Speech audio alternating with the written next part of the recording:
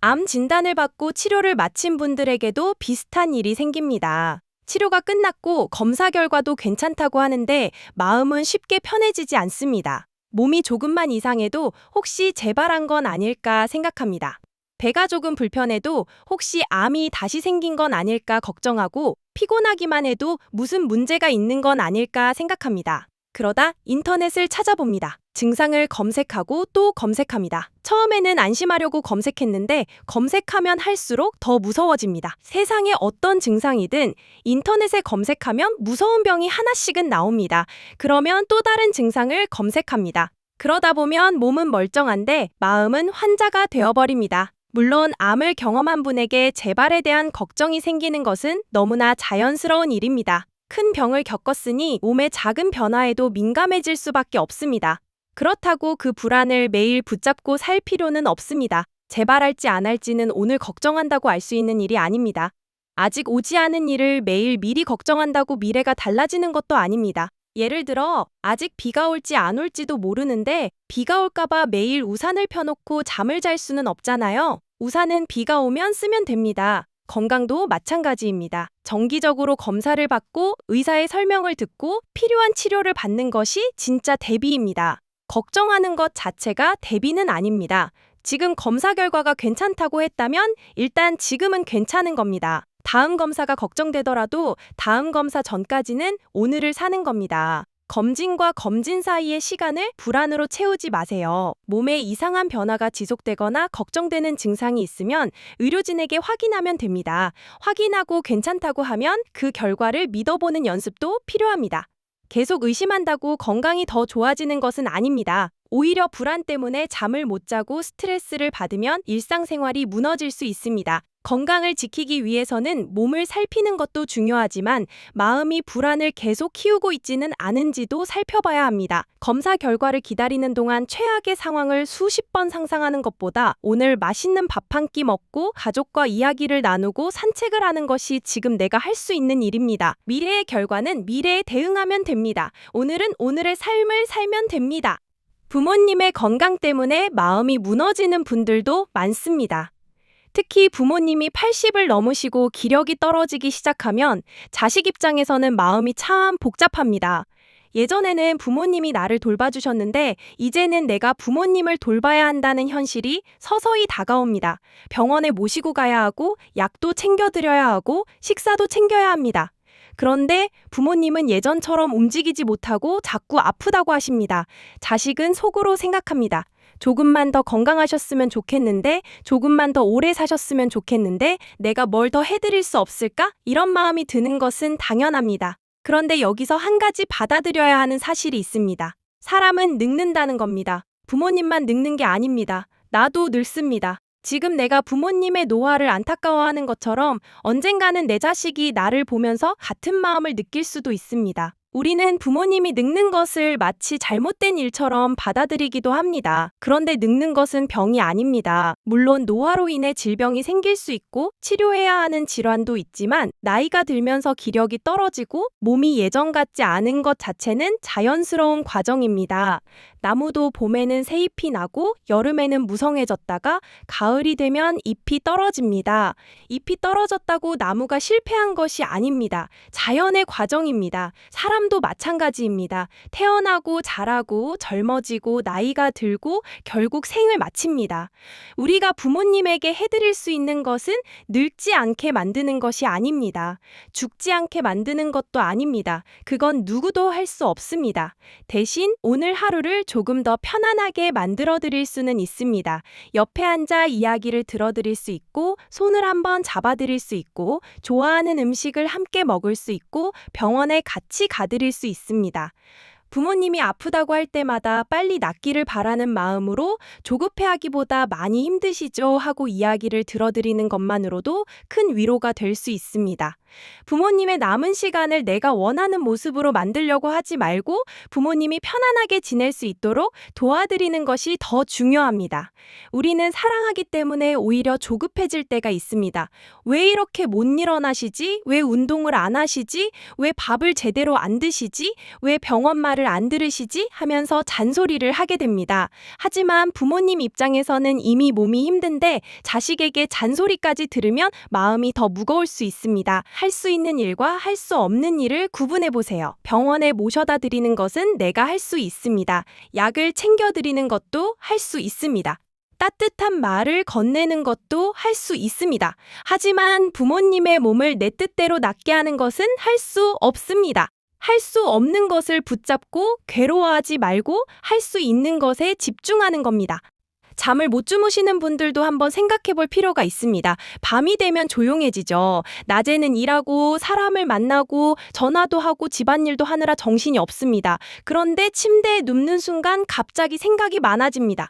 내일은 어떻게 하지? 그때 왜 그런 말을 했을까? 돈 문제는 어떻게 해야 하지? 자식 문제는 어떻게 하지? 건강검진 결과는 괜찮을까? 그러다 시계를 봅니다. 12시입니다. 1시입니다. 2시입니다. 이제는 잠을 못 잤다는 사실 자체가 걱정됩니다. 내일 피곤하면 어떡하지? 일해야 하는데 어떡하지? 그러면 몸이 더 긴장합니다. 잠은 더 안 옵니다. 잠을 자려고 애쓰는 순간 오히려 잠이 달아나는 경우가 있습니다. 잠은 내가 억지로 붙잡아서 오는 것이 아닙니다. 졸리면 잠이 오는 겁니다. 물론 불면증이 오래 지속되거나 일상생활에 큰 영향을 준다면 의료진의 평가와 치료가 필요합니다. 단순히 마음 먹는다고 해결되는 문제가 아닌 경우도 있습니다. 하지만 잠이 안 오는 밤에 지나치게 두려워하지 않는 것도 중요합니다. 하룻밤 잠을 설쳤다고 내 몸이 당장 큰일 나는 것은 아닙니다. 오늘 못 잤다면 내일 피곤할 수 있습니다. 그러면 조금 쉬면 됩니다. 잠을 못 잔 사실보다 잠을 못 잔 것을 가지고 계속 걱정하는 것이 더 힘들 수 있습니다. 생각이 많아지면 이렇게 해보세요. 지금 당장 해결해야 하는 문제인가? 아니면 내일 낮에 생각해도 되는 문제인가? 대부분의 문제는 밤에 해결되지 않습니다. 밤에는 판단력이 떨어지고 감정이 커집니다. 그래서 밤에 내린 결정은 아침에 다시 생각해보는 것이 좋습니다. 지금은 생각하는 시간이 아니라 쉬는 시간이라고 자신에게 말해보세요. 내일 아침에 다시 생각하자. 지금은 자자. 잠이 바로 오지 않아도 괜찮습니다. 눈을 감고 몸을 쉬게 하는 것만으로도 어느 정도 휴식은 됩니다. 잠을 반드시 몇 시간 채워야 한다는 생각에서 조금 벗어나 보세요. 잠을 잘 자야 한다는 강박 때문에 오히려 잠을 못 자는 경우도 있으니까요. 큰 수술을 받고 난 뒤 몸에 대한 불안이 심해진 분들도 있습니다. 조금만 어지러워도 인터넷을 검색합니다. 가슴이 조금 답답하면 심장병이 아닐까 걱정합니다. 머리가 조금 아프면 혹시 뇌에 문제가 있는 것은 아닐까 생각합니다. 병원에 가서 검사를 받고 이상이 없다고 해도 마음이 놓이지 않습니다. 혹시 의사가 놓친 것은 아닐까? 다른 병원에 가봐야 하는 것 아닐까? 또 다른 검사를 받아야 하는 것 아닐까? 이런 생각이 반복됩니다. 물론 증상이 있으면 의료진에게 확인하는 것이 중요합니다. 특히 갑작스럽고 심한 증상이나 위험 신호가 있다면 지체하지 말고 진료를 받아야 합니다. 여기서 말하는 것은 모든 증상을 무조건 참으라는 이야기가 아닙니다. 오히려 필요한 검사를 받은 뒤에도 계속 불안해서 확인을 반복하는 경우를 이야기하는 겁니다. 검사 결과가 괜찮다는 말을 들었는데도 계속 못 믿는다면 몸을 못 믿는 것이 아니라 마음이 안심하는 법을 잊어버린 것일 수 있습니다. 큰 병을 경험하고 나면 몸을 계속 감시하게 됩니다. 조금만 이상해도 무언가 잘못됐다고 생각합니다. 그런데 몸은 원래 매일 조금씩 달라집니다. 어제보다 피곤할 수도 있고 오늘은 소화가 잘 안 될 수도 있고 잠을 잘 못 자서 머리가 무거울 수도 있습니다. 모든 변화를 큰 병의 신호로 해석하면 하루하루가 너무 힘들어집니다. 필요한 경우 의사에게 확인하고 괜찮다고 하면 그 결과를 받아들이는 연습을 해보세요. 안심이라는 것도 연습이 필요합니다. 검사 결과가 좋게 나왔을 때 그냥 지나치지 말고 오늘은 괜찮구나 하고 마음속에 한번 새겨보세요. 괜찮은 날을 괜찮다고 인정할 수 있어야 합니다. 배우자가 오랫동안 아파서 간병하고 계신 분들의 마음도 참 힘듭니다. 처음에는 사랑하는 사람이니까 내가 할 수 있는 건 다 해줘야지 하고 시작합니다. 그런데 간병이 몇 달이 되고 몇 년이 되면 이야기가 달라집니다. 병원에 가고 약을 챙기고 식사를 준비하고 집안일을 하고 밤에도 신경을 써야 합니다. 잠도 제대로 못 자고 내 생활도 사라집니다. 그러다 어느 순간 이런 생각이 들 수 있습니다. 나도 좀 쉬고 싶다. 어디론가 며칠 떠나고 싶다. 아무것도 안 하고 싶다. 심지어 이 생활에서 벗어나고 싶다는 생각이 들기도 합니다. 그런데 그런 생각을 한 뒤 죄책감을 느낍니다. 내가 어떻게 사랑하는 사람에게 이런 생각을 하지? 내가 나쁜 사람인가? 그렇지 않습니다. 지친 사람에게 쉬고 싶다는 생각이 드는 것은 자연스러운 일입니다. 사랑한다고 해서 지치지 않는 것은 아닙니다. 오히려 사랑하기 때문에 오랫동안 참고 버티는 경우가 많습니다. 그런데 사람은 기계가 아닙니다. 계속 돌보면 지칩니다. 간병하는 사람이 먼저 쓰러지면 환자에게도 더 큰 어려움이 생깁니다. 그래서 자기 자신을 돌보는 것은 이기적인 행동이 아닙니다. 간병을 오래 지속하기 위한 준비입니다. 하루에 30분이라도 혼자 있는 시간을 만들고 가능하면 가족에게 도움을 요청하고 지역의 돌봄 서비스를 알아보고 필요한 경우 전문가의 도움을 받으세요. 혼자 다 해야 한다는 생각을 내려놓으세요. 내가 다 해야 사랑하는 것이 아닙니다. 도움을 받으면서 오래 곁에 있는 것도 사랑입니다. 비행기에서 위급 상황이 생기면 산소 마스크를 보호자가 먼저 착용하고 아이를 도우라고 안내합니다. 내가 먼저 숨을 쉬어야 다른 사람도 도울 수 있다는 뜻입니다. 간병도 마찬가지입니다. 내가 밥을 제대로 먹고 잠을 자고 몸을 돌봐야 상대방을 오래 돌볼 수 있습니다. 힘들다고 말하는 것은 실패가 아닙니다. 오히려 지금 내가 힘들다는 사실을 알아차리는 것이 오래 돌보기 위한 첫걸음입니다. 다이어트를 반복하면서 자기 몸을 미워하게 된 분들도 있습니다. 살을 빼면 기분이 좋습니다. 그런데 조금 지나 다시 살이 찌면 자신을 한심하게 생각합니다. 오늘 많이 먹었으니 내일 굶어야지. 운동을 못했으니 나는 의지가 약해. 왜 나는 남들처럼 관리하지 못할까? 이런 생각을 반복하다 보면 먹는 것 자체가 죄가 됩니다. 하지만 밥을 먹는 것은 죄가 아닙니다. 몸을 유지하기 위해 필요한 행동입니다. 물론 건강을 위해 적정한 체중을 관리하는 것은 중요합니다. 혈압이나 혈당, 관절 건강 등을 위해 체중을 조절해야 하는 사람도 있습니다. 하지만 건강을 위해 체중을 관리하는 것과 살이 쪘으니 나는 가치가 없는 사람이라고 생각하는 것은 전혀 다른 문제입니다. 체중은 몸의 상태이지 사람의 가치가 아닙니다. 오늘 체중계 숫자가 조금 올라갔다고 해서 어제보다 못난 사람이 되는 것은 아닙니다. 반대로 살이 빠졌다고 해서 갑자기 더 가치 있는 사람이 되는 것도 아닙니다. 극단적으로 굶다가 스트레스를 받아 폭식하고 다시 죄책감을 느끼는 방식은 오래가기 어렵습니다. 몸을 사랑해서 하는 관리라면 지속할 수 있는 방법을 찾아야 합니다. 한 끼를 조금 덜 먹고 음료 대신 물을 마시고 가까운 거리는 걸어가고 늦은 밤 과식을 줄이는 것처럼 작은 것부터 시작하면 됩니다. 중요한 것은 덜 주는 것이 아니라 돌보는 것입니다. 몸은 지금까지 나를 여기까지 데려온 존재입니다. 마음에 들지 않는 부분이 있더라도 내 몸을 적으로 만들지는 마세요. 몸과 싸우면 오래가기 어렵습니다. 몸을 돌보는 마음으로 관리해야 합니다. 스트레스를 받으면 위가 아프고 소화가 안 되는 분들도 있습니다. 병원에 가서 내시경을 했는데 특별한 문제가 없다고 합니다. 그런데 회사에서 스트레스를 받으면 또 속이 아픕니다. 가족과 싸우면 배가 아프고 걱정거리가 생기면 소화가 안 됩니다. 이럴 때 우리는 몸에만 문제가 있다고 생각합니다. 하지만 마음과 몸은 완전히 분리되어 있지 않습니다. 긴장하면 몸도 긴장합니다. 불안하면 심장이 빨리 뛰기도 하고 호흡이 얕아지기도 합니다. 스트레스가 심하면 소화 기능에도 영향을 줄 수 있습니다. 그러니까 검사에서 특별한 이상이 없다는 것이 꾀병이라는 뜻이 아닙니다. 실제로 불편한 증상이 있는 것입니다. 다만 그 원인을 몸에서만 찾지 말고 생활과 마음에서도 찾아볼 필요가 있다는 겁니다. 언제 속이 아픈지 한번 살펴보세요. 특정 사람을 만난 뒤인지, 회사에 가기 전인지, 돈 걱정을 할 때인지, 잠을 못 잔 날인지 살펴보면 패턴이 보일 수 있습니다. 원인을 알면 대처할 방법도 생깁니다. 밥 먹을 때 휴대폰을 보면서 급하게 먹지 말고 잠깐 숨을 고르는 것도 좋습니다. 식사 자체를 하나의 휴식 시간으로 만들어 보세요. 그리고 계속 스트레스를 주는 상황이 있다면 그 상황을 어떻게 바꿀 수 있을지 생각해 보세요. 모든 스트레스를 마음으로만 참으라는 이야기도 아닙니다. 바꿀 수 있는 환경은 바꾸고 거리를 둘 수 있는 사람과는 거리를 두고 도움을 받을 수 있는 사람에게 도움을 요청해야 합니다. 마음을 다스린다는 것이 무조건 참는다는 뜻은 아닙니다. 때로는 환경을 바꾸는 것이 마음을 다스리는 방법이기도 합니다. 아이가 자주 아파서 자신을 탓하는 부모님도 계십니다. 아이가 감기에 걸리면 내가 뭘 잘못했나 생각합니다. 밥을 잘 못 먹이면 내 탓인가 싶고 열이 나면 내가 관리를 잘못했나 싶습니다. 특히 첫 아이를 키우는 부모는 작은 증상 하나에도 걱정이 많습니다. 물론 아이가 아프면 소아과에 가서 진료를 받아야 합니다. 아이의 상태를 잘 관찰하고 필요한 치료를 해주는 것은 부모의 중요한 역할입니다. 하지만 아이가 아픈 모든 것을 부모의 책임으로 돌릴 필요는 없습니다.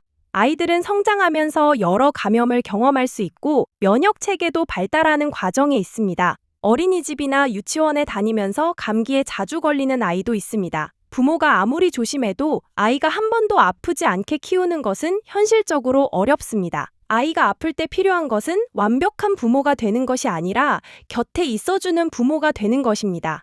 열이 나면 체온을 확인하고 필요한 경우 병원에 가고 물을 먹이고 쉬게 해주면 됩니다. 그리고 부모가 지나치게 불안해하면 아이도 불안해질 수 있습니다. 아이가 아플 때마다 엄마가 너무 겁먹으면 아이도 세상이 위험한 곳이라고 느낄 수 있습니다. 그러니까 필요한 조치를 하되 마음은 조금 편안하게 가져보세요. 물론 아이의 상태가 심하거나 평소와 다른 이상 증상이 있으면 지체하지 말고 의료진의 도움을 받아야 합니다. 부모가 할 일은 모든 병을 막는 것이 아니라 아이가 아플 때 필요한 도움을 주는 것입니다. 특별히 아픈 곳은 없는데 항상 피곤하고 아무것도 하기 싫다는 분들도 있습니다. 건강검진을 해도 특별한 이상이 없다고 합니다. 그런데 아침에 일어나기가 힘들고 하루 종일 무기력합니다. 이럴 때는 몸만 보지 말고 삶을 한번 돌아볼 필요가 있습니다. 요즘 웃은 적이 있는지 생각해보세요. 재미있다고 느낀 일이 있었는지 생각해보세요. 하루 종일 해야 할 일만 하고 있지는 않은지 살펴보세요. 사람은 몸만 쉬면 되는 존재가 아닙니다. 마음에도 활력이 필요합니다. 아무리 잠을 많이 자도 매일 하기 싫은 일만 하고 사람을 만나도 즐겁지 않고 하루하루 의미를 느끼지 못하면 정신적으로 지칠 수 있습니다. 이런 상태가 오래 지속되고 우울감이나 불안, 수면이나 식욕 변화 등이 함께 나타난다면 정신건강의학과나 상담 전문가의 도움을 받아보는 것도 좋습니다. 정신적인 피로를 의지 부족으로 생각하지 마세요. 마음이 지쳤는데 무조건 참으라고 하면 더 힘들어질 수 있습니다. 삶에 작은 즐거움을 하나씩 넣어보세요. 좋아하는 음악을 듣고 햇빛을 쬐고 산책을 하고 오랜 친구에게 전화하고 맛있는 커피 한 잔을 천천히 마시는 것도 좋습니다. 대단한 취미를 새로 만들 필요는 없습니다. 하루에 5분이라도 내가 좋아하는 것을 하는 시간을 만들어 보세요. 사람은 즐거움이 있어야 살아갈 힘도 생깁니다. 배우자를 먼저 떠나보내고 혼자 지내는 부모님이 부쩍 기운이 없고 아프다는 말을 자주 하신다면 자식 입장에서는 걱정이 됩니다. 그런데 몸이 아픈 것만큼 외로움도 사람을 힘들게 할 수 있습니다. 평생 함께 살던 사람이 어느 날 사라지면 집안의 소리부터 달라집니다. 밥을 먹어도 혼자고 텔레비전을 봐도 혼자고 하루 종일 이야기할 사람이 없을 수 있습니다. 그러다 보면 작은 몸의 불편함도 크게 느껴질 수 있습니다. 그래서 부모님이 아프다고 하실 때마다 병원 이야기만 하지 말고 먼저 이야기를 들어주세요. 어디가 아프세요? 보다 요즘 마음이 어떠세요? 하고 물어보는 것도 좋습니다. 자식이 매일 찾아갈 수 없다면 전화라도 자주 해보세요. 꼭 긴 통화를 할 필요도 없습니다. 밥 드셨어요? 오늘 날씨가 좋네요. 이런 짧은 이야기라도 누군가 나를 생각하고 있다는 느낌을 줄 수 있습니다. 지역 복지관이나 경로당, 문화센터, 주민센터 프로그램 등 어르신들이 사람을 만날 수 있는 활동을 찾아드리는 것도 도움이 될 수 있습니다. 자식이 부모님의 외로움을 완전히 없애줄 수는 없습니다. 하지만 외롭지 않도록 연결고리를 만들어줄 수는 있습니다. 부모님이 아프다는 말을 할 때 또 아프다고 하시네 하고 넘기지 말고 많이 힘드시죠? 하고 한번 받아주세요. 때로는 해결책보다 공감이 먼저 필요할 때가 있습니다. 나이가 들면서 죽음이 무서워졌다는 분들도 있습니다. 젊을 때는 죽음이라는 것이 먼 이야기처럼 느껴집니다. 그런데 나이가 들고 주변 사람들이 하나둘 떠나는 것을 경험하면 죽음이 현실적으로 느껴집니다. 그러다 밤에 혼자 누우면 이런 생각이 듭니다. 나는 언제 죽을까? 죽으면 어떻게 될까? 오래 살 수 있을까? 병이 생기면 어떡하지? 죽음에 대한 두려움은 인간에게 아주 자연스러운 감정입니다. 그런데 죽음을 생각하지 않으려고 하면 오히려 더 자주 떠오를 수 있습니다. 죽음은 누구에게나 찾아옵니다. 젊은 사람도 죽고 나이 든 사람도 죽습니다. 건강한 사람도 언젠가는 죽습니다. 그러니까 죽음 자체를 없애려고 하는 것은 불가능합니다. 우리가 할 수 있는 것은 죽음을 생각하는 방식입니다. 언젠가 죽는다는 사실을 인정하면 오히려 오늘의 삶이 더 소중해질 수 있습니다. 오늘 가족에게 따뜻한 말을 한마디 건네고, 오늘 먹는 밥을 맛있게 먹고, 오늘 걷는 길에 하늘을 한번 바라보는 것입니다. 죽음에 대한 생각이 올라왔을 때 억지로 밀어내기보다 그래, 사람은 언젠가 죽지. 나도 언젠가는 가겠지. 그런데 오늘은 아직 살아있네 하고 받아들여 보세요. 죽음을 생각한다고 당장 죽는 것이 아닙니다. 오히려 죽음을 인정하면 지금 살아있는 시간이 더 분명하게 보일 수 있습니다. 얼마나 오래 사느냐도 중요하지만 살아있는 동안 어떻게 사느냐도 중요합니다. 오늘 하루를 괜찮게 살았다면 그것으로 충분한 날도 있습니다. 운동을 해야 한다고 생각하면서도 매번 작심삼일로 끝나는 분들이 있습니다. 월요일부터 운동해야지, 매일 만보 걸어야지, 헬스장 등록해야지. 그런데 며칠 지나면 힘들어서 그만둡니다. 그러면 또 나는 의지가 약하다고 자책합니다. 그런데 처음부터 너무 큰 목표를 세운 것은 아닌지 생각해 보세요. 운동을 한 번도 안 하던 사람이 갑자기 매일 1시간씩 운동하겠다고 하면 오래 유지하기 어려울 수 있습니다. 하루 5분부터 시작해도 됩니다. 집에서 스트레칭 5분을 하고 가까운 거리를 걸어보고 엘리베이터 대신 계단을 한두 층 이용하는 것부터 시작할 수 있습니다. 중요한 것은 운동의 강도가 아니라 습관을 만드는 것입니다. 그리고 운동을 벌처럼 생각하지 마세요. 내가 먹었으니 벌을 받아야 해서 운동하는 것이 아닙니다. 내 몸을 잘 쓰기 위해 움직이는 것입니다. 걷는 것을 좋아하면 걷고, 자전거가 좋으면 자전거를 타고, 물에서 움직이는 것이 편하면 수영을 해도 됩니다. 자신에게 맞는 운동을 찾는 것이 중요합니다. 며칠 빠졌다고 포기하지 마세요. 어제 못했으면 오늘 다시 하면 됩니다. 운동은 완벽하게 하는 사람이 이기는 것이 아니라 다시 시작하는 사람이 오래 갑니다. 부모님을 간병하면서 형제들에게 서운함이 쌓이는 경우도 있습니다. 나는 병원에 모시고 다니는데 다른 형제들은 바쁘다는 이유로 잘 오지 않습니다. 그러다가 나중에 가족 문제가 생기면 갑자기 다들 목소리를 냅니다. 그러면 억울한 마음이 생깁니다. 내가 이렇게 고생했는데 아무도 알아주지 않는구나. 그런데 혼자 참고 있는 것과 가족에게 역할을 요청하는 것은 다릅니다. 내가 다 해야 한다고 생각하지 말고 구체적으로 부탁해보세요. 이번 주에는 병원에 같이 가줘. 이번 달에는 약을 정리해줘. 주말에는 2시간만 부모님을 봐줘. 이렇게 구체적으로 이야기하는 것이 좋습니다. 그냥 왜 너희는 아무것도 안 하냐고 말하면 상대방도 방어적으로 나올 수 있습니다. 그리고 내가 한 일을 반드시 상대방이 알아줘야 한다는 마음도 조금 내려놓을 필요가 있습니다. 물론 가족이 함께 책임지는 것이 이상적이지만 현실에서는 각자의 상황이 다릅니다. 중요한 것은 내가 지치지 않도록 역할을 조정하는 것입니다. 혼자 다 참고 나중에 폭발하는 것보다 처음부터 이야기를 나누는 것이 낫습니다. 골다공증 진단을 받고 넘어질까봐 외출을 무서워하는 분들도 있습니다. 진단을 받기 전에는 몰랐는데 검사 결과를 보고 나니까 갑자기 뼈가 아주 약해진 것처럼 느껴집니다. 그런데 진단을 받은 날 갑자기 뼈가 약해진 것은 아닙니다. 이미 진행되고 있던 상태를 오늘 알게 된 것뿐입니다. 아는 것이 오히려 기회입니다. 이제부터 낙상을 예방하고 근력과 균형 능력을 관리하고 의료진의 조언에 따라 필요한 치료를 받을 수 있기 때문입니다. 무서우니까 집 밖으로 한 발짝도 안 나가면 오히려 근육이 약해지고 활동량이 줄어들 수 있습니다. 물론 낙상 위험이 높은 분은 안전을 최우선으로 해야 합니다. 미끄러운 바닥을 정리하고 조명을 밝게 하고 필요한 보조기구를 사용하고 운동도 자신의 상태에 맞게 해야 합니다. 중요한 것은 두려움 때문에 삶 전체를 멈추지는 않는 것입니다. 건강을 지키기 위해 활동하는 것과 무모하게 위험을 감수하는 것은 다릅니다. 안전한 방법을 찾으면서 계속 움직이는 것이 필요합니다.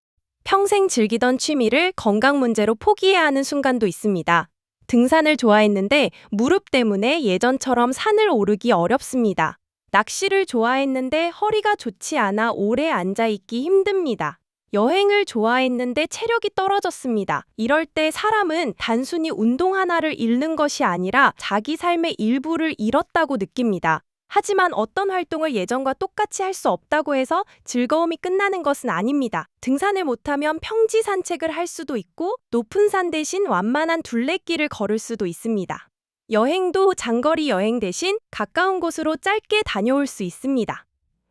예전의 방식만 고집하면 상실감이 커지지만 방식을 바꾸면 새로운 즐거움을 찾을 수 있습니다.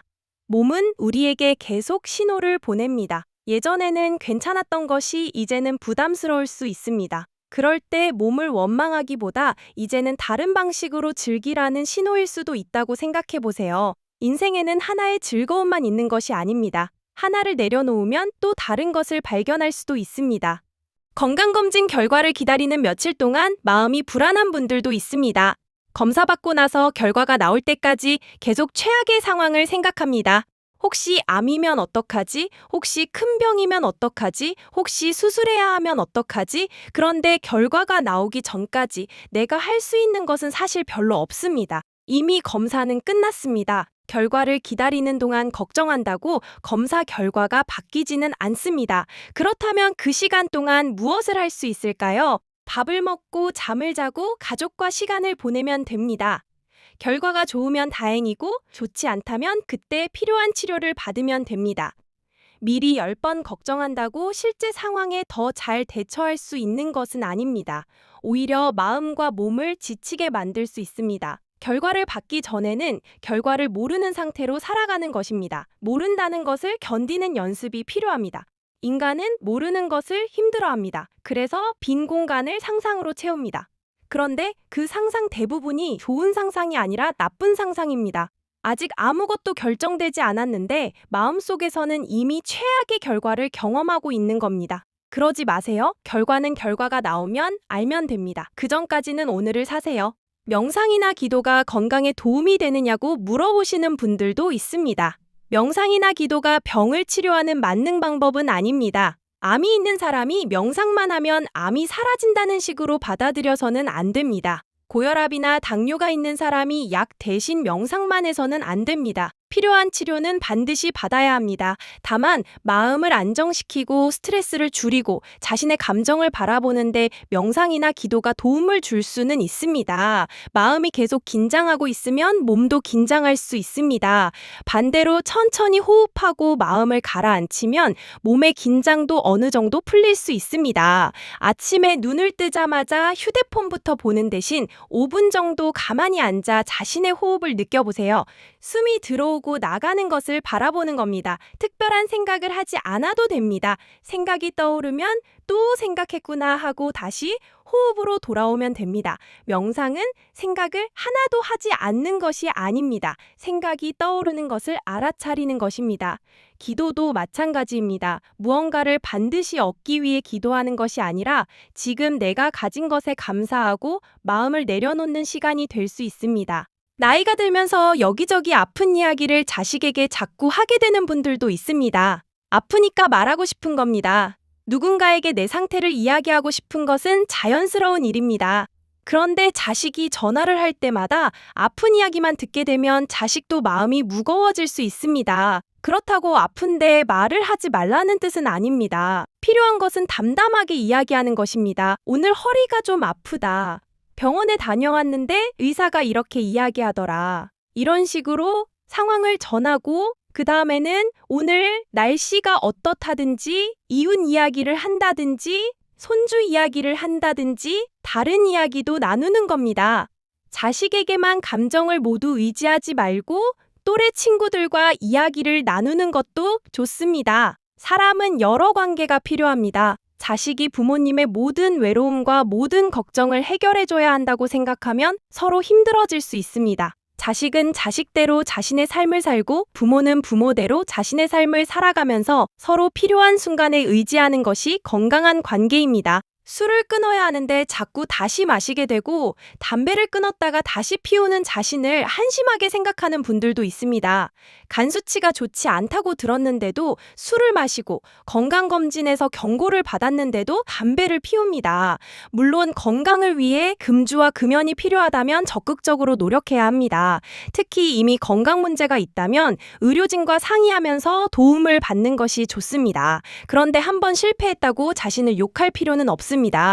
습관이라는 것은 단순한 의지 하나로만 해결되지 않는 경우가 많습니다. 언제 술이 당기는지, 어떤 상황에서 담배를 찾는지 살펴보세요. 스트레스가 원인인지, 외로움이 원인인지, 사람들과 어울리는 상황에서 생기는지 알아야 합니다.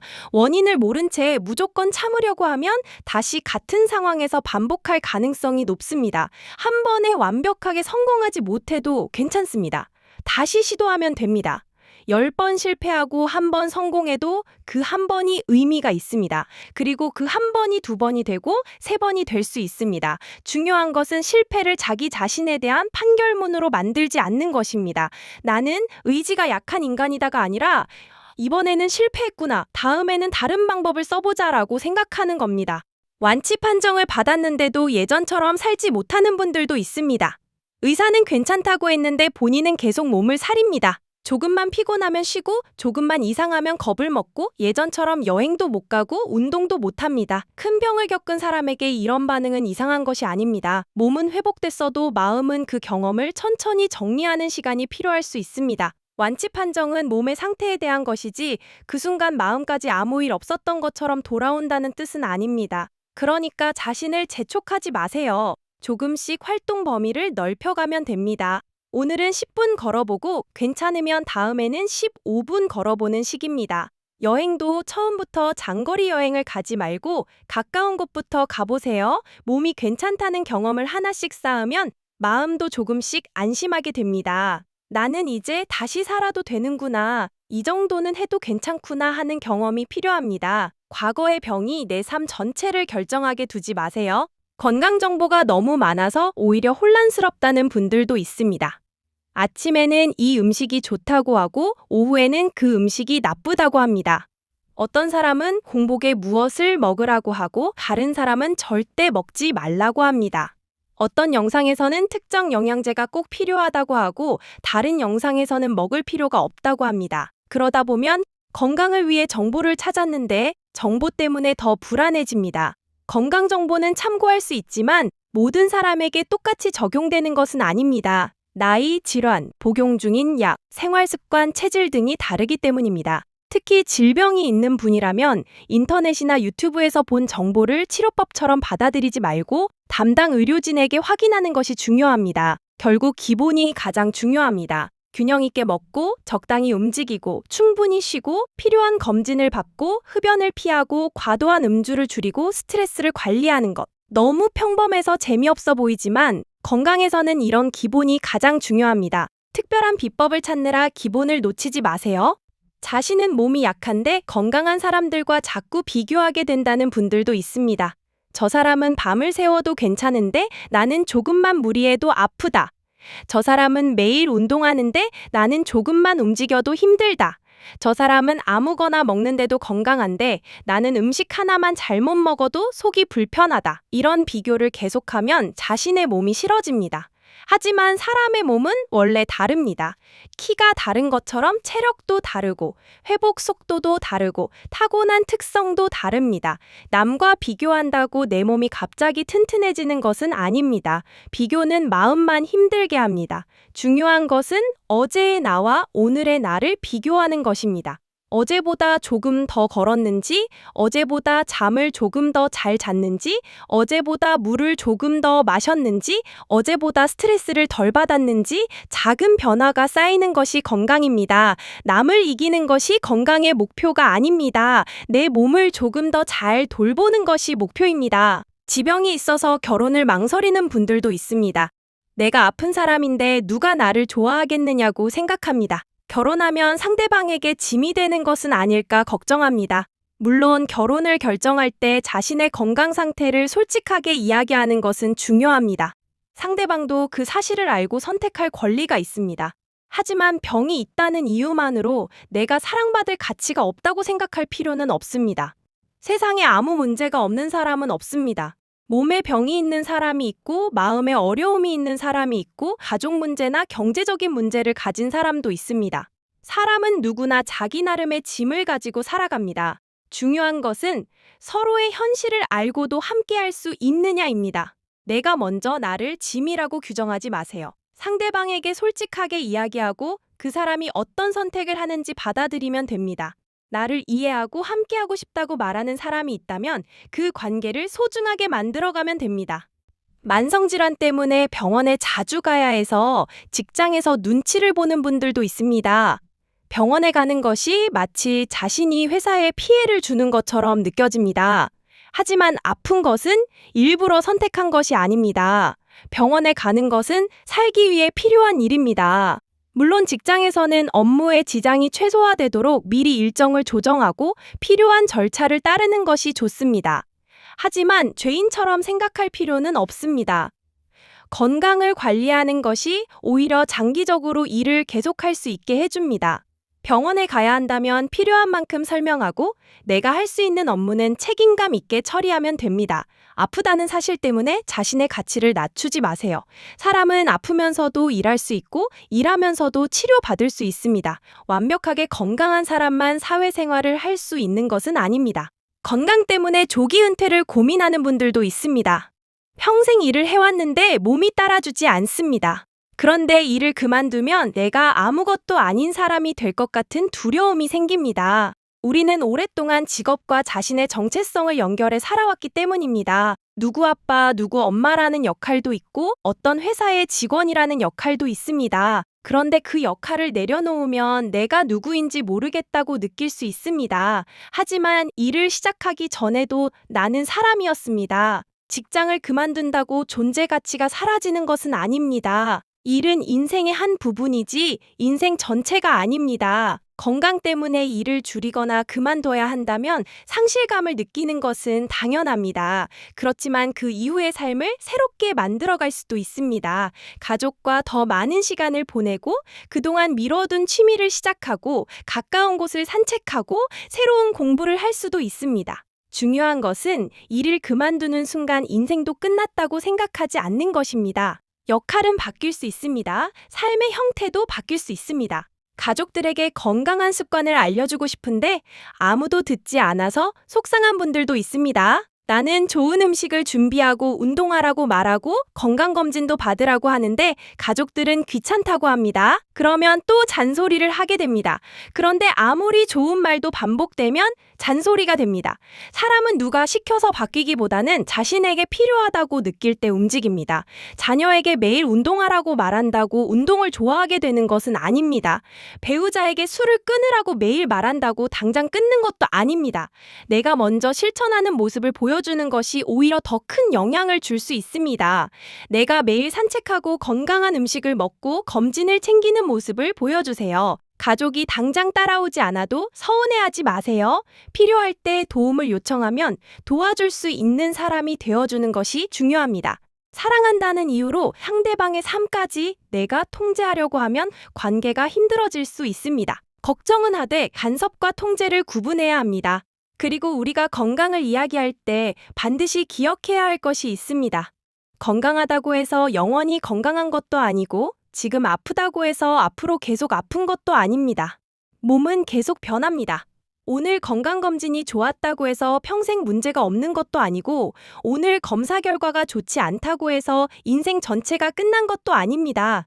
건강검진은 현재 상태를 확인하고 앞으로 무엇을 관리해야 하는지 알아보는 과정입니다. 결과를 보고 필요한 조치를 취하면 됩니다. 좋은 결과가 나오면 감사하게 받아들이고 좋지 않은 결과가 나오면 그에 맞게 치료하고 관리하면 됩니다. 결과 하나로 자기 인생 전체를 판단하지 마세요. 병 하나가 생겼다고 내 삶 전체가 불행해지는 것도 아닙니다. 사람은 병이 있어도 웃을 수 있고 치료를 받으면서 여행을 갈 수도 있고 가족과 행복한 시간을 보낼 수도 있습니다. 건강의 기준을 완벽하게 아프지 않는 상태로만 잡으면 누구도 건강하게 살 수 없습니다. 살아있는 동안 몸은 계속 변하고 우리는 그 변화에 맞춰 살아가는 존재입니다. 그러니까 오늘 이 영상을 보면서 꼭 한 가지는 기억하셨으면 좋겠습니다. 몸의 문제는 몸의 문제대로 해결하고 마음의 문제는 마음의 문제대로 살펴봐야 한다는 겁니다. 허리가 아프면 병원에 가세요. 무릎이 아프면 필요한 검사를 받으세요. 암 치료를 받아야 한다면 치료를 받으세요. 혈압이나 혈당이 높다면 의료진과 상의해서 관리하세요. 불면이 오래 지속되면 도움을 받으세요. 우울감이나 불안이 심하다면 혼자 견디지 마세요. 건강을 이야기하면서 치료를 무시하라는 말은 절대로 아닙니다. 다만 치료를 받으면서도 내 마음까지 병에 끌려가지 않도록 하자는 겁니다. 아픈 몸을 치료하는 것과 아픈 몸을 가진 나 자신을 미워하는 것은 전혀 다른 일입니다. 병이 있다고 해서 내가 부족한 사람이 되는 것도 아니고 늙었다고 해서 쓸모없는 사람이 되는 것도 아닙니다. 다른 사람보다 체력이 약하다고 해서 실패한 것도 아닙니다. 지금 내 몸의 상태에서 할 수 있는 만큼 살아가면 됩니다. 혹시 지금 이 순간에도 오래된 통증 때문에 힘든 분이 계신다면 오늘부터 이렇게 생각해 보세요. 통증이 없어져야 하루를 살 수 있는 것이 아니라 통증이 있어도 오늘 하루를 살아보자. 물론 통증이 심하면 치료를 받아야 합니다. 하지만 치료와 삶을 동시에 가져갈 수 있습니다. 암 치료를 끝내고 재발이 두려운 분이라면 이렇게 생각해 보세요. 정기검진은 내가 할 일이고 결과가 나오기 전까지는 오늘을 살자. 부모님이 늙어가는 것이 너무 슬픈 분이라면 이렇게 생각해 보세요. 내가 부모님의 시간을 멈출 수는 없지만 오늘 부모님의 손을 잡아드릴 수는 있다. 불면으로 힘든 분이라면 잠이 안 오는 밤마다 큰일 났다고 생각하지 말고 지금은 몸을 쉬게 하자고 생각해 보세요. 간병으로 지친 분이라면 내가 힘들다는 것을 인정하고 도움을 요청하세요. 다이어트 때문에 자신을 미워하는 분이라면 몸무게와 내 가치를 분리해서 생각해 보세요. 건강검진 결과가 무서운 분이라면 결과가 나오기 전까지는 결과를 모르는 사람으로 살아가세요. 아직 일어나지 않은 일을 이미 일어난 것처럼 괴로워하지 마세요. 우리가 살면서 가장 힘든 것 중 하나는 내가 통제할 수 없는 일을 통제하려고 하는 것입니다.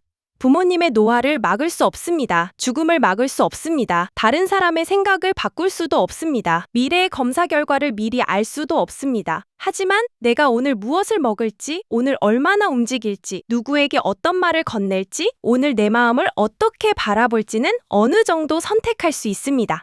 그러니까 통제할 수 없는 것에 모든 힘을 쓰지 말고 내가 할 수 있는 것에 힘을 쓰는 겁니다. 이것이 건강을 대하는 마음에서도 중요한 태도입니다. 건강해지기 위해 최선을 다하되 건강을 완벽하게 통제하려고 하지 마세요. 사람은 언젠가 늙고 병들고 죽습니다. 이것을 받아들이는 것이 포기하는 것이 아니라 오히려 지금 살아있는 시간을 제대로 사용하는 방법일 수 있습니다. 오늘 하루도 우리가 당연하게 생각했던 것들이 사실은 당연하지 않을 수 있습니다.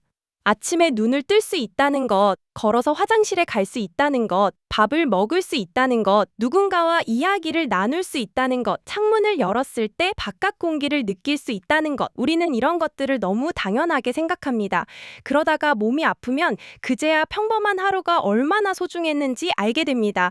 그런데 꼭 병이 생긴 다음에야 깨달아야 할까요? 그렇지 않습니다. 지금도 깨달을 수 있습니다. 오늘 몸이 조금 불편하더라도 움직일 수 있는 부분에 감사하고 오늘 가족과 이야기를 나눌 수 있다면 그 시간을 소중하게 보내고 오늘 먹을 수 있는 음식이 있다면 천천히 감사하면서 먹어보세요.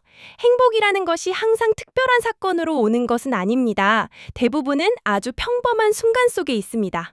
그리고 마지막으로 건강 때문에 불안한 분들에게 꼭 말씀드리고 싶은 것이 있습니다. 불안하다고 해서 약한 사람이 아닙니다. 무섭다고 해서 못난 사람도 아닙니다. 큰 병을 겪었다면 다시 걱정하는 것이 자연스러울 수 있습니다.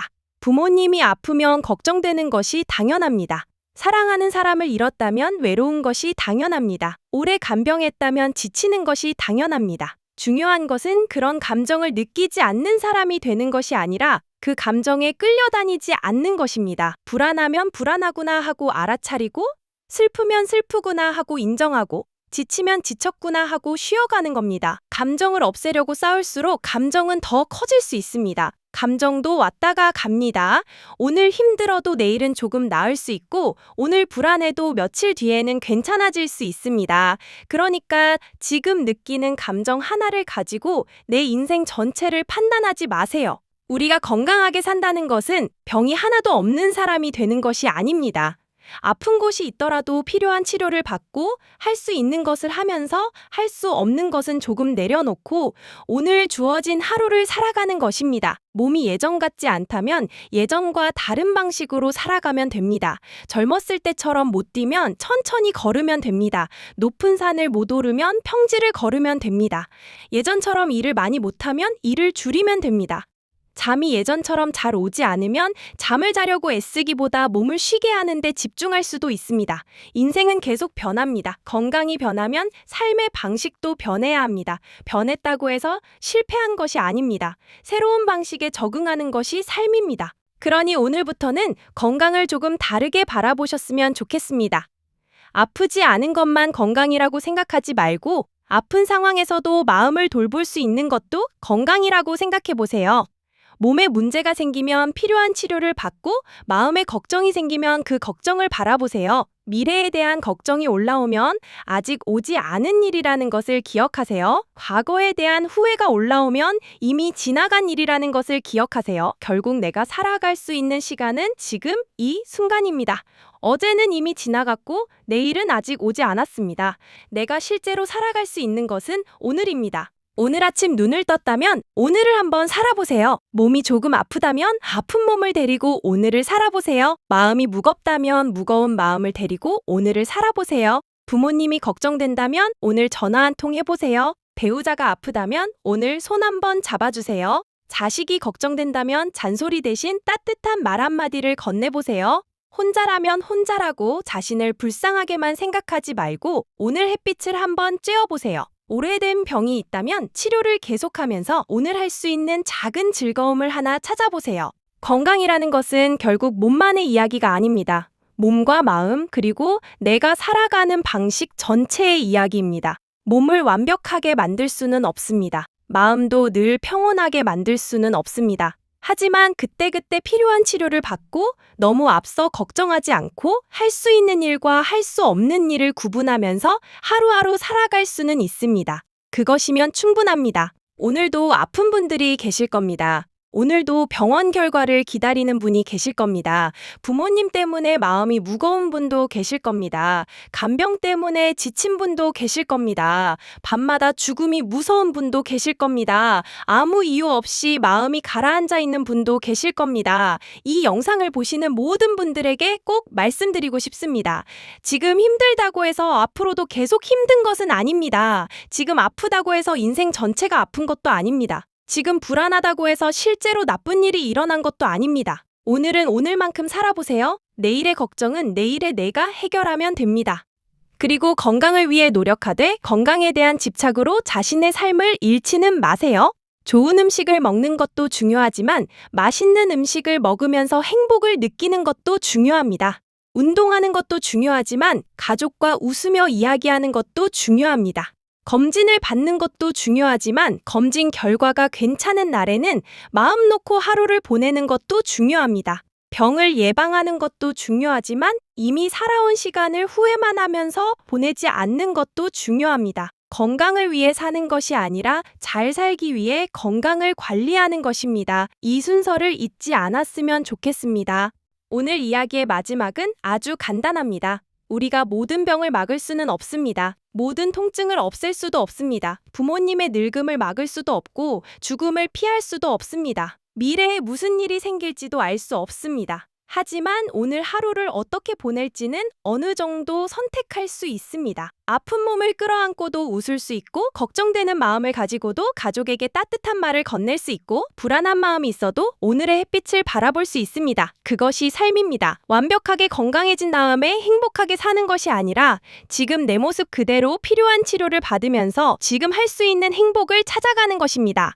혹시 오늘 이 이야기를 들으면서 마음에 와닿는 부분이 있으셨다면 그 부분을 하나만 기억해 두셨으면 좋겠습니다. 모든 것을 한꺼번에 바꾸려고 하지 마세요. 오늘 하루만 조금 다르게 살아보세요. 걱정을 하나 줄이고 산책을 조금 하고 가족에게 전화 한 통 하고 맛있는 밥을 천천히 먹고 자기 자신에게 너무 심한 말을 하지 않는 것부터 시작해 보세요. 건강은 거창한 결심 하나로 만들어지는 것이 아니라 이런 작은 선택들이 쌓이면서 만들어집니다.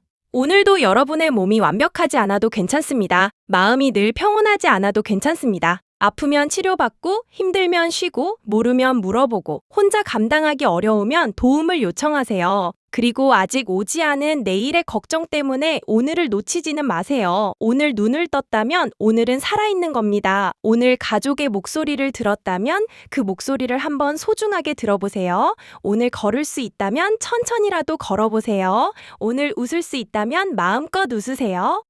결국 우리가 건강을 통해 얻고 싶은 것도 이런 것 아닐까요? 오래 사는 것만이 아니라 살아있는 동안 조금 덜 괴롭고 조금 더 편안하고 사랑하는 사람들과 조금 더 따뜻하게 지내는 것. 그러니 몸의 병은 병원에서 치료하고 마음의 걱정은 마음에서 조금씩 내려놓으세요. 할 수 있는 것은 최선을 다하고 할 수 없는 것은 받아들이고 오늘 주어진 하루를 살아가면 됩니다. 오늘 이야기가 몸의 건강뿐만 아니라 마음의 건강까지 한번 돌아보는 시간이 되었기를 바랍니다. 지금 몸이 아픈 분들도, 건강검진 결과를 기다리는 분들도, 부모님을 걱정하는 분들도, 가족을 간병하면서 지쳐있는 분들도, 아무 이유 없이 마음이 무거운 분들도 너무 혼자 견디지 않으셨으면 좋겠습니다. 필요한 치료가 있다면 꼭 의료진의 도움을 받으시고, 마음이 너무 힘들다면 주변 사람이나 전문가에게 도움을 요청하세요. 건강을 챙긴다는 것은 혼자 모든 것을 참는 것이 아닙니다. 필요한 도움을 받으면서 내 삶을 지켜가는 것도 건강을 돌보는 방법입니다.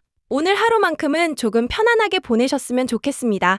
어제의 날을 너무 탓하지 마시고 아직 오지 않은 내일을 너무 걱정하지 마세요. 지금 이 순간 숨을 쉬고 있다면 그 순간부터 다시 시작할 수 있습니다. 아픈 몸도 다시 돌볼 수 있고 지친 마음도 다시 쉬게 할 수 있고 가족과의 관계도 다시 따뜻하게 만들어갈 수 있습니다. 인생이 완벽하지 않아도 괜찮습니다. 건강도 완벽할 필요는 없습니다. 지금 내게 주어진 조건 안에서 할 수 있는 만큼 살아가면 됩니다. 오늘도 여러분의 하루가 조금 덜 아프고 조금 덜 불안하고 조금 더 따뜻했으면 좋겠습니다.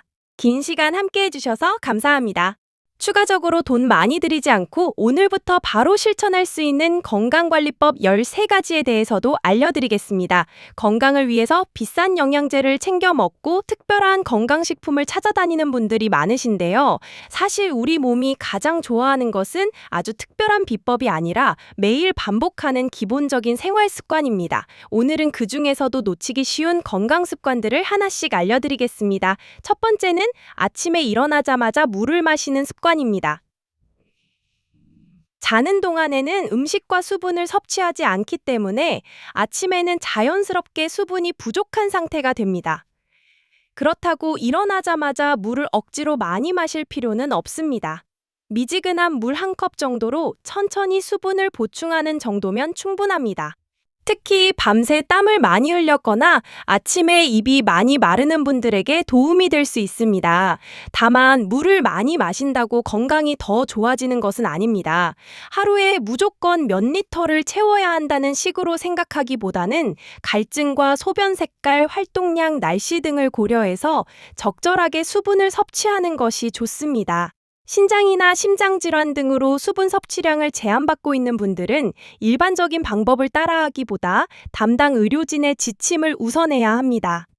두 번째는 아침에 햇빛을 보는 것입니다. 많은 분들이 아침에 눈을 뜨자마자 휴대전화를 확인합니다. 그런데 가능하다면 휴대전화를 보기 전에 커튼을 열고 자연광을 보는 습관을 만들어 보세요. 아침의 빛은 우리 몸의 생체 리듬을 조절하는 데 중요한 역할을 합니다. 특히 일정한 시간에 일어나서 아침에 밝은 빛을 보고 밤에는 조명을 줄이는 생활을 반복하면 수면 리듬을 일정하게 유지하는 데 도움이 될 수 있습니다. 거창하게 운동을 하러 나갈 필요도 없습니다. 베란다에 나가거나 집 앞을 잠깐 걷는 것도 좋습니다. 중요한 것은 매일 비슷한 시간에 몸에게 이제 하루가 시작됐다는 신호를 주는 것입니다. 세 번째는 식사할 때 너무 빨리 먹지 않는 것입니다. 바쁜 사람일수록 밥을 정말 빨리 먹습니다. 몇 분 만에 식사를 끝내고 바로 일을 시작하는 경우도 많습니다. 그런데 음식을 너무 빨리 먹으면 내가 얼마나 먹었는지 제대로 느끼기도 전에 많은 양을 먹게 될 수 있습니다. 그래서 식사할 때는 한 숟가락을 먹고 바로 다음 숟가락을 넣는 습관보다는 천천히 씹으면서 음식의 맛과 질감을 느껴보세요. 꼭 몇 번 씹어야 한다는 숫자를 정해놓을 필요도 없습니다. 평소보다 조금 천천히 먹는 것부터 시작하면 됩니다. 그리고 식사 중에는 TV나 휴대전화를 보면서 무의식적으로 먹는 습관도 줄이는 것이 좋습니다. 내가 무엇을 얼마나 먹고 있는지 인식하면서 먹는 것만으로도 식습관이 달라질 수 있습니다. 네 번째는 식사 후 바로 눕지 않는 것입니다. 특히 저녁 식사를 많이 하고 바로 소파에 눕는 분들이 많습니다. 그런데 식사 직후에는 가능하면 바로 눕기보다는 가볍게 움직이는 습관을 만들어 보세요. 집안을 천천히 걷거나 설거지를 하는 것도 괜찮습니다. 식사 후 가벼운 걷기는 식후 혈당 관리에도 도움이 될 수 있습니다. 물론 무리해서 운동할 필요는 없습니다. 밥을 먹자마자 빠르게 달리거나 강도 높은 운동을 하라는 이야기가 아닙니다. 편안한 속도로 잠깐 걷는 정도면 충분합니다. 특히 평소 운동을 거의 하지 않는 분이라면 이런 작은 움직임부터 시작하는 것이 좋습니다. 다섯 번째는 하루 종일 앉아있는 시간을 줄이는 것입니다. 운동을 한번 했다고 해서 나머지 시간을 계속 앉아있어도 괜찮다는 의미는 아닙니다. 예를 들어 하루에 30분 걷고 나머지 10시간을 의자에 앉아서 보내는 생활이라면 중간중간 몸을 움직여주는 것이 좋습니다. 1시간 정도 앉아 있었다면 자리에서 일어나 물을 마시거나 화장실에 다녀오거나 간단한 스트레칭을 해보세요. 이것도 운동이라고 생각하면 부담스럽습니다. 그냥 몸을 한번 깨워준다고 생각하면 됩니다. 특히 나이가 들수록 근육량과 균형 능력을 유지하는 것이 중요하기 때문에 평소 생활 속에서 자주 움직이는 습관을 만들어야 합니다. 여섯 번째는 하체 근육을 지키는 것입니다. 나이가 들면서 가장 신경 써야 할 부분 중 하나가 근육입니다. 근육이 줄어들면 힘이 떨어질 뿐만 아니라 균형을 잡는 능력도 떨어질 수 있습니다. 특히 넘어지는 사고는 나이가 들수록 큰 문제가 될 수 있습니다. 그래서 걷기만 하는 것과 함께 자신의 체력에 맞는 근력 운동도 필요합니다. 의자에 앉았다 일어나기를 반복하는 방법도 있고 벽을 잡고 발 뒤꿈치를 들어 올리는 운동도 있습니다. 처음부터 무거운 아령을 들 필요는 없습니다. 중요한 것은 안전하게 꾸준히 하는 것입니다. 무릎이나 허리 등의 통증이 있는 분들은 무리한 운동을 하기 전에 전문가에게 자신에게 맞는 운동 방법을 확인하는 것이 좋습니다.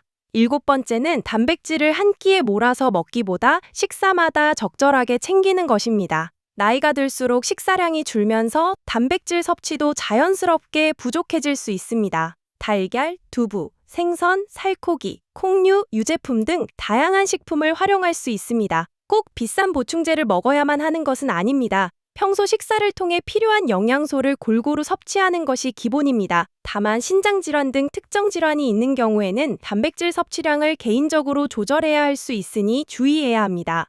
여덟 번째는 짠 음식을 무조건 끊는 것이 아니라 전체적인 나트륨 섭취를 줄이는 것입니다.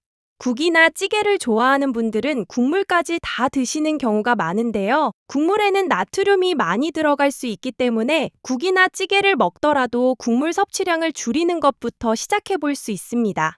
김치, 젓갈, 장아찌, 가공식품처럼 짠 음식이 여러 가지 겹치지 않도록 식단을 조절하는 것도 방법입니다. 그렇다고 소금을 아예 먹지 않는 극단적인 식단을 할 필요는 없습니다. 우리 몸에도 나트륨은 필요한 영양소입니다. 중요한 것은 지나치게 많이 먹지 않는 것입니다.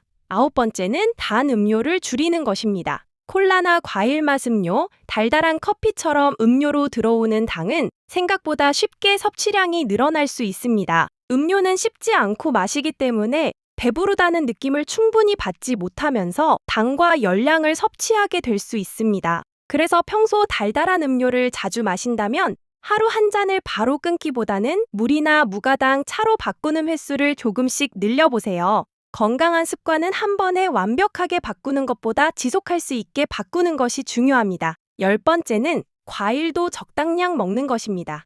과일은 건강한 식품이지만 많이 먹는다고 무조건 좋은 것은 아닙니다. 특히 과일을 갈아서 주스로 마시면 짧은 시간에 많은 양을 먹게 될 수 있습니다. 가능하면 통째로 먹으면서 씹는 과정을 거치는 것이 좋습니다. 과일도 식사의 일부라고 생각하고 적당량을 먹는 것이 좋습니다. 11번째는 잠들기 직전까지 휴대전화를 보는 습관을 줄이는 것입니다. 잠자리에 누워서 영상을 하나만 보고 자겠다고 했다가 1시간이 지나버리는 경우가 많습니다. 그런데 문제는 단순히 화면을 보는 것만이 아닙니다. 재미있는 영상이나 뉴스 댓글을 계속 보다 보면 뇌가 계속 자극을 받아 잠으로 넘어가기 어려워질 수 있습니다. 그래서 잠들기 전에는 조명을 조금 어둡게 하고 휴대전화 사용을 줄이면서 몸과 마음이 잠을 준비할 시간을 만들어주는 것이 좋습니다. 12번째는 낮잠을 너무 길게 자지 않는 것입니다. 낮잠 자체가 나쁜 것은 아닙니다. 피곤할 때 짧게 쉬는 것은 도움이 될 수 있습니다. 하지만 낮에 너무 오래 자면 밤에 잠이 오지 않는 분들도 있습니다. 특히 평소 불면증이 있는 분이라면 낮잠 시간과 밤 수면의 관계를 살펴보는 것이 좋습니다. 13번째는 매일 같은 시간에 일어나는 습관입니다. 잠을 잘 자기 위해서는 몇 시에 자야 하지? 만 생각하기보다 몇 시에 일어날 것인가를 일정하게 유지하는 것도 중요합니다. 주말이라고 늦게까지 자고 월요일에는 억지로 일어나면 수면 리듬이 흔들릴 수 있습니다. 가능한 범위에서 기상 시간을 일정하게 유지해보세요. 내용이 유익하셨다면 좋아요와 구독해주시고 지인분들께도 공유 부탁드려요. 시청해주셔서 감사합니다. 다음에도 더 좋은 영상으로 보답해드리겠습니다. 복 많이 받으시고 늘 항상 건강하셨으면 좋겠습니다.